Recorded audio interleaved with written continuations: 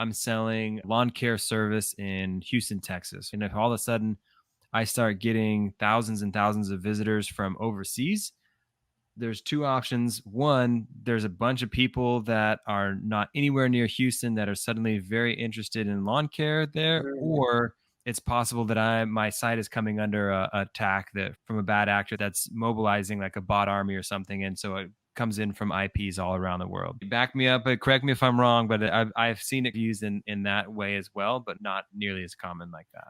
No, you're entirely correct, and and that's what a lot of that's what's looked at a lot of times. Maybe even if you catch it late, sometimes you want to look at the breakdown by country. Sometimes that gives you a pretty good insight of, hey, yesterday we saw a good amount of traffic come from this country. But if you can't catch it in real time, there are other ways to catch that as well. Yeah. And if you don't have like a very specifically local company like lawn care, if you're selling like t-shirts or something, if you see a spike in an area that you didn't know you had customers, then you can also use that and say, oh, maybe I should make some of my marketing that's a little bit more specific for Oregon, or it looks like maybe Hungary, it looks like, or Austria. Yeah, maybe it's okay. Maybe you might want to put some marketing dollars into those regions if they're interested in your products and if you ship internationally. Yeah, there's a bunch of different ways you can use this. Got a few more questions here that I want to get to. The next one is, how do I know whether my traffic sources are sending high quality visitors instead of just high volume? Is a perfect segue from what we were just talking about.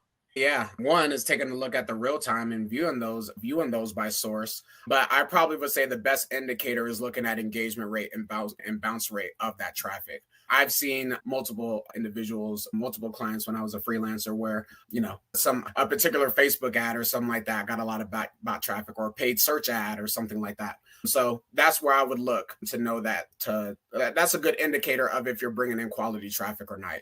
And also the engagement rate. If it's 1 second, it's probably not the best traffic. Yeah, that makes sense. And can you show again, just really briefly, how to tell if it is bot traffic or where that engagement rate is?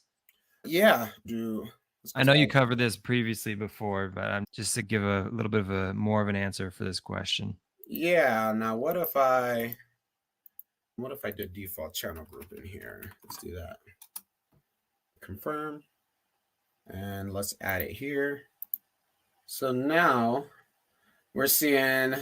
I don't know. I would have to look and see what this unassigned what's going into unassigned, but you can see Yeah, unassigned has that 95% bounce rate. It's okay. What is that traffic that is coming to our site? 2,000 users out of 21,000. You got about 10% there. So what's going on with that traffic there? So that's an indication of something to investigate. right. Yeah. Okay, cool. The next question I have is, what's the best way to compare page performance before and after I make website changes? Yeah, that's using that compare metric, not metric, but slider. So now I'm going to switch this back from session to landing page, and now we can see the difference in landing pages. We're seeing here, for example, for let's just say for the home page, we're seeing 7,000 versus 8,000. But what I would really like to look is at the bounce rate. So it's like it went from 27 the previous four. What's that? Previous 4 days? Previous 4 days, and now it's at 24. So it's okay. Now we're seeing a difference. We're seeing a lower bounce rate, would mean that people are engaging with the site more. So that can be a positive indicator of, hey, the changes that we made to the homepage are actually allowing people to find what they need, and they're going to other pages in the site and ultimately Right. making a purchase. Very cool.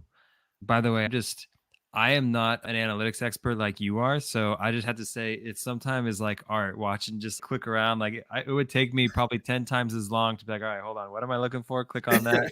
Let me compare that. Click on that. So it's even I'm just saying I appreciate everything you're doing and walking us through all of this.